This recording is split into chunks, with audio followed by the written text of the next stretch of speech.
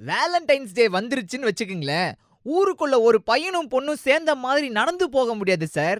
ஏன்னா சமூகத்த நாங்க திருத்துறோம்னு சொல்லிட்டு ஒரு கும்பல் அவங்கள பாடா படுத்திருவாங்க.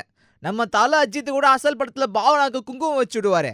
அதுக்கப்புறம் நம்ம வானம் படத்துல பரத் அவரும் டென்ஷன் ஆவாரே.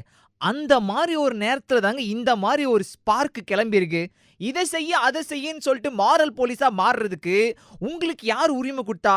நாங்க எங்களுக்கு புடிச்ச விஷயத்த புடிச்ச மாதிரி செய்வோம். நோக்கிரியா நோக்கிரியா அதாவது மலையாளத்துல பாக்குறியா அப்படின்னு சொல்லிட்டு கேரளா ஸ்டூடெண்ட்ஸ் ஆரம்பிச்ச கிஸ் ஆஃப் லவ் போராட்டம் தான் இப்போதைக்கு பார்டர் தாண்டி வைரலா போயிட்டு இருக்கு. கேரளா, அப்புறம் டெல்லி, அதுக்கப்புறம் கொல்கட்டா, இப்ப மறுபடியும் கோழிக்கோடு, நடுவுல கொச்சின்னு சொல்லிட்டு கிஸ் ஆஃப் லவ் போராட்டம் போயிட்டு இருக்கும்போது ஆன் ஸ்கிரீன்ல உம்மா ஸ்பெஷலிஸ்ட் உலகநாயகன் இருக்கார். பச்சக்குன்னு மனசுல ஒட்டிக்கிற மாதிரி பாட்லயே உம்மா வச்சிருக்கிற இளைய தளபதி இருக்கார். அவங்கள கொண்டாடுற நாம இருக்கோம். சும்மாவா இருப்போம்? இங்கேயும் பத்திக்கிச்சு. சென்னை ஐஐடில ஆளாளுக்கு கடையில சில்லற வாங்குற கணக்கா கன்னத்துல முத்தம் வாங்க, இப்போதைக்கு கருத்துக்கள் கடப்பார கிணத்துக்குள்ள பாஞ்ச மாதிரி சர்ரு சர்ருன்னு கிளம்பிட்டு இருக்கு.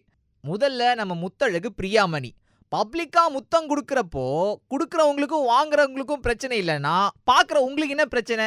இதுக்கு நான் முழு மனசா சம்மதிக்கிறேன் அப்படின்னு சொல்லிட்டு அவங்க கருத்தை சொல்லியிருக்கிறாங்க. அதே கருத்தை நான் வழிமொழிகிறேன்னு சொல்லிட்டு ஹிந்தி நடிகை ரவீனா டாண்டன் அவங்களும் சொல்லியிருக்காங்க. அதாவது ஆளவந்தான் படத்துல தம்பிக்கு லவ்வரா வருவாங்க இல்லையா, அந்த அக்கா.